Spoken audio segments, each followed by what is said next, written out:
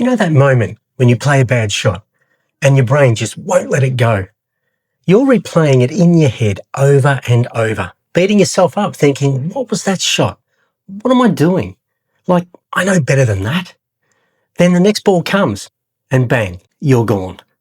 That's not the bowler winning. That's your mind overthinking. Every batsman trains their shots, their technique and their fitness, but hardly anyone trains what to do after a mistake. And yet, that single moment, the few seconds after something goes wrong, decides whether you recover or unravel. As a batsman, cricket is really all about one ball at a time. So in this video, I'm going to show you why your brain spirals after a mistake, how the pros reset faster than anyone else, and the quick 3-step reset routine you can use between balls to instantly get you back in control. Hi, I'm Damien Clark, founder of the Century Club. I help cricketers master the mental side of batting so they can play with confidence, consistency and belief under pressure. And this one skill, resetting, is one of the biggest separators between players who crumble and players who stay calm and build a solid innings. Because when you can reset quickly, you don't waste energy on frustration. You move on and straight back into 100% focus. So let's start with why this happens. When you make a mistake, you play a rash shot or miss a straight one or even get dropped in slips, your conscious mind goes into overdrive.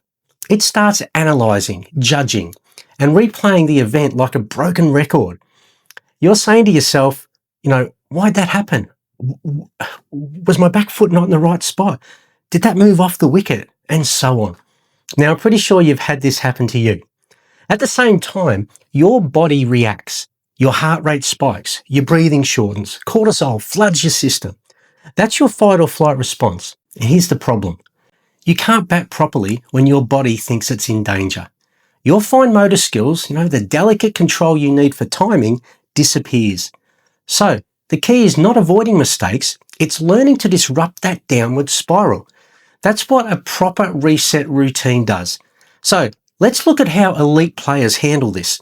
So when Kane Williamson edges one past the slips, you'll notice something real subtle. He immediately walks away. He adjusts his gloves, takes a slow breath, and looks down at the pitch before returning to his stance. That's not superstition. That's a physical reset cue. It was the same with Steve Waugh back in the day. The moment he felt tension, he'd walk down the pitch, tap his bat, and refocus on the next ball. Every movement had one purpose: to return to the present moment. Tennis players do this brilliantly too. Rafael Nadal would reset before every serve with the same routine, touching the clothes, everything. So he's not being obsessive. He's telling his mind that this point really matters. And that's what you need between every ball yourself, a system that works. So here's what I teach. It's simple, it's powerful, and it works at every level. Step 1, release the mistake. You have to physically let go of the last ball. That means don't stand there staring at the pitch or shaking your head. Take a short step away from the crease, unhook your gloves or restrap them like Davey Warner does or used to do. Give your body a signal that the previous movement or moment is done and dusted. It's in the past. It's gone. Your brain loves symbols, so use one. When you physically reset, your mind follows. So pair that with a movement or a phrase. It might be, that ball's done. It's simple. It's over. Step 2, re-anchor to the present. Next, you need to get out of your head and back into your body. Take a deep, steady breath. Feel your feet on the ground.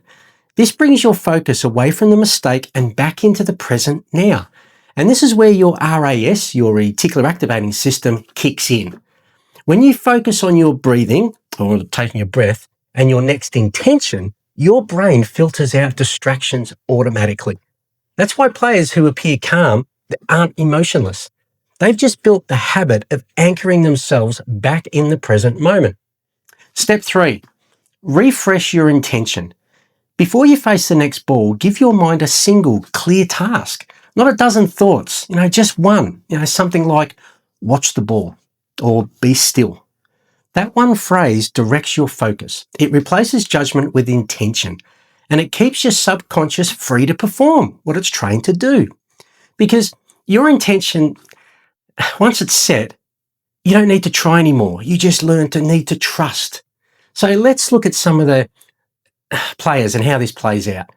When Meg Lanning captained Australia, one of her biggest strengths was how quickly she could move on. She'd play a false shot, she'd smile, tap her gloves, and then you could literally see her reposition herself and reset.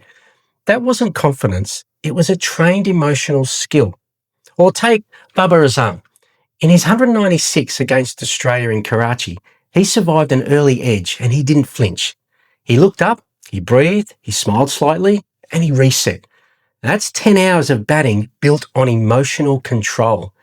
Now here's the science behind it. Every time you use a reset routine, you're training your creative subconscious to prioritize calm over chaos. You're building a new automatic response to stress.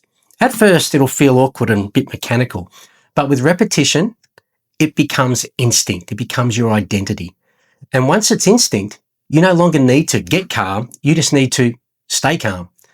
That's why the best players look composed no matter what. They've wired their nervous system for recovery, not reaction. So here's your challenge for this week. In your next session or match, pick your own reset cue. It could be restrapping the gloves, touching the bat sticker, walking out and touching the side of the crease, tapping the side of the crease. Now, the action doesn't really matter. It's the meaning behind it. That's what's really important. Then add, say, your one-line anchor. It could be something like, that ball's gone. Next one. Or as I said before, be still. Run that loop after every ball, good or bad, because resetting after a mistake is powerful, but resetting after a success is elite. That's how consistency is built, ball by ball. So remember this, you don't need to play perfectly. You just need to recover perfectly, because mistakes don't end in innings.